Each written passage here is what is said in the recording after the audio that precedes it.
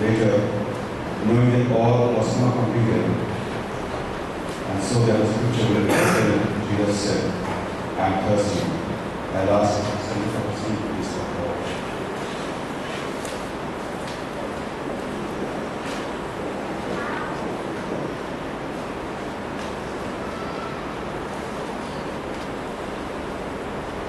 This is the fifth morning of the cross.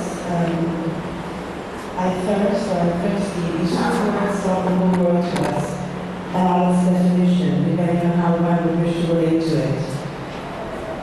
Every year we hear these sermons repeatedly from this church, or another church, from a pastor, from Fellowmen. Just repeatedly we hear these verses, just so that we realize and understand and observe the real meaning of these words. I thirst.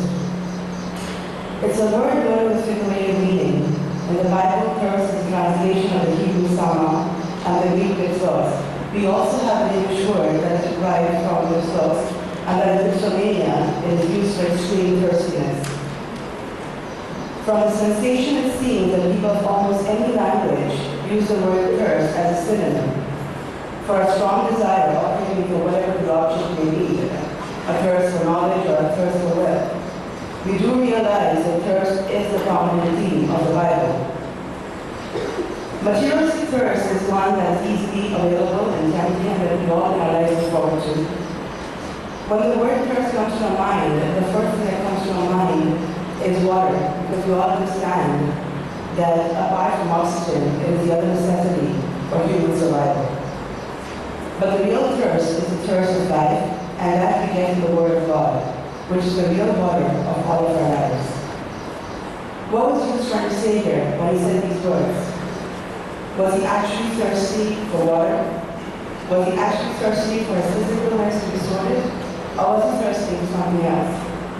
Did he really require a wine universal sponge for his lips to be wet? Or was he trying to say something else? What was Jesus really trying to say here?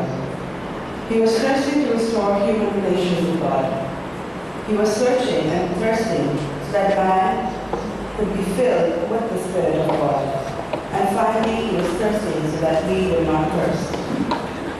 In the word that thirst, we see the universal need of mankind. Whether he speaks it or not, the natural man, the world over, is crying, I thirst.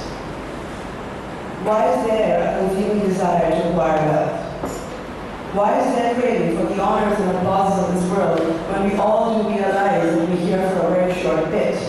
It is just that grace period that we're here for. Why is there always a mad rush after pleasure, turning from one form to another, with persistent and unbearing intelligence?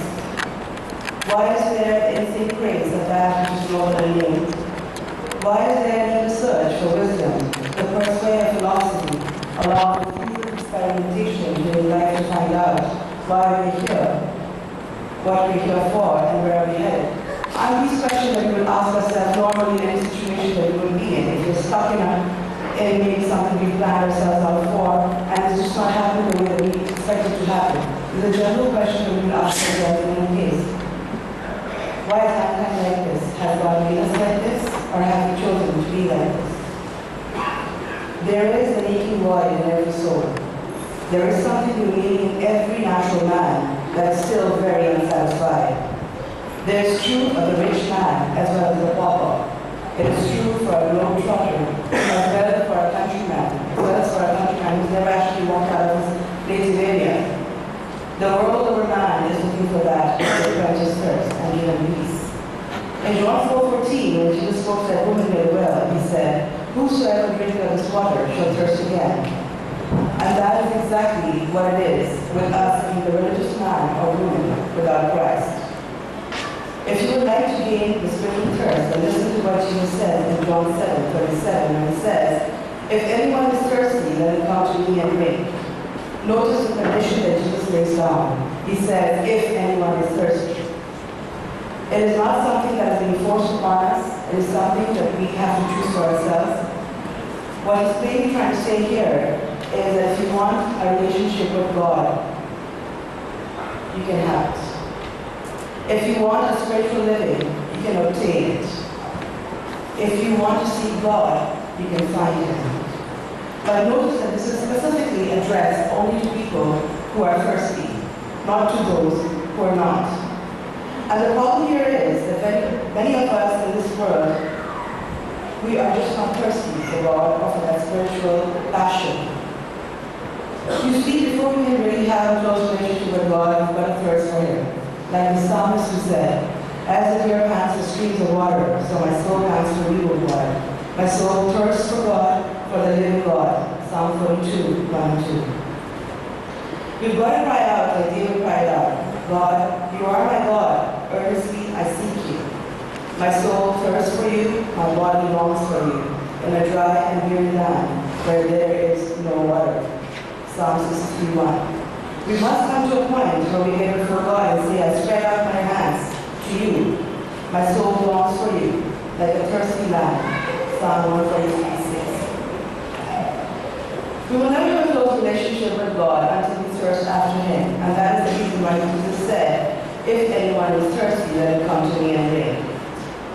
Do we have that spiritual thirst that Jesus was before? Ask God to fill you with that spiritual thirst. But Jesus said, "Blessed are those who hunger and thirst for righteousness, for they will be filled." Matthew 5:6. Once a person is hungry for God, Jesus said, "Let him come to me." If you want to experience the presence of God in our souls, in our lives, we must come to Him. If you want to know the person of God in our hearts, we must come to Him. If we want to receive the power of God in our lives, we have to come to Him. Because He is the only true source of satisfaction we will ever find in this life. It makes no difference to us or to Him or to anybody whether you're lost or you're found or you're saved. You need to have that spiritual passion.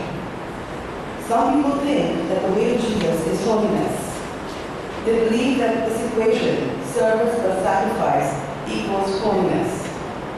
If they can just do enough for God, and if they can just give Him enough, then God will be happy with them and give them the kind of joy, power, and zeal that they wish or demand in this life. But this is exactly backwards, friends. This is not how it is. The way to Jesus is not holiness. The way to holiness is Jesus. Service and sacrifice are important. They are very important and we all do them. But they are not the roots of the spiritual life. They may be the fruits of the spiritual life. But the root of all of it is Jesus. To desire the spiritual thirst is not enough. We need to come to Jesus to obtain it. Now I want you to imagine that you're in a desert or in a rural area or in an urban area or maybe in the jungle for several days and you've gone talking without water. There's no water body, you've not even had or seen a drop of water. Your lips are parched, your skin is cracked from the heat of the broiling morning sun, and all of a sudden you come to a river. Now if I ask you a silly question, what would you do? I mean, obviously you go and quench your thirst and drink to the capacity that you're quenched. And that is exactly what Jesus tells us to do. Let him come to me and drink. And it is right here that many Christians miss it.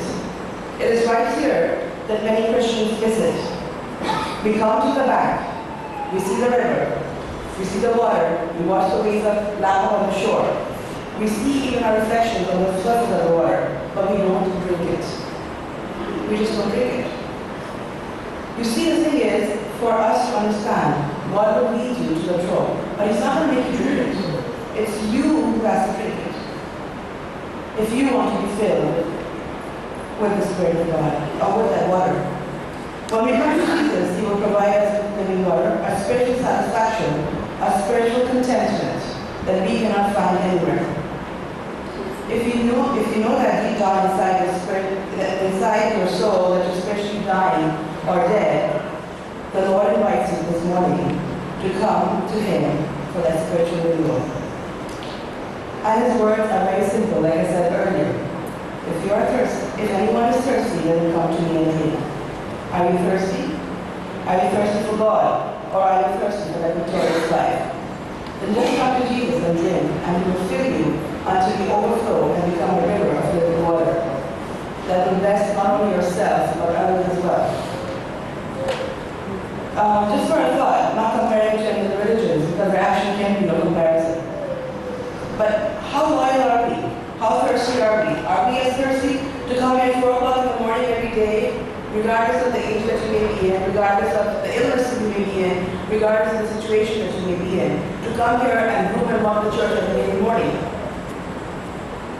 Are we as loyal to walk kilometers to be able to reach a particular place of worship? Are we as loyal to fast or go through any painful course of worship to be able to get that one wish granted to us? I don't think we can do that, and that is not even expected out of us. But what we can do, and what is expected out of us, is to have religious observance and religious performance. What we observe in our lives from the Word of God, perform.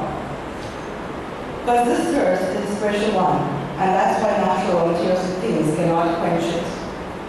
Unknown that we are to ourselves, our soul cries out for that thirst. God has made us, and it is Him, and only Him, alone, who can satisfy us. And therefore Jesus said to that woman near the well, from John 4:14, whosoever drinketh of that water that I shall give him shall never thirst again, shall never thirst. Christ alone can quench our thirst. He alone can meet the deep need of our hearts. He alone can impart that peace which the world does not know anything about. And He alone says, come to me, all you that labor and are heavy laden, and I will give you rest. He wants us to thirst for Him, just like He thirsted for us until His last breath at the cross, when He said, I thirst, for I am thirsty. These words are not merely just 2 words, like I mentioned earlier. They are lives, they are thoughts, they are services, and they seriously are performances to reach the heaven that He has prepared for us. Or else this thirst will endure to eternity into hell. So graciously receive Him in your souls, for the never-ending thirst to be fulfilled in Him and by Him. Praise God that Jesus experienced thirst on the cross, that we might drink of the water of life and thirst no more forever. Just as I close, I'd like to say this hymn out. I can't really sing it, but I'll say it. It's by May Stephens and goes like this. There flows from Calvary a stream for every sinner's pain, and he that drinketh, Jesus said, shall never thirst again. The stream from Calvary still flows to bless and cleanse and heal, and he that drinketh, Jesus said, new life and rest shall feel. What? Never thirst again? No, never thirst again. What? Never thirst again? No, never thirst again. For he that drinketh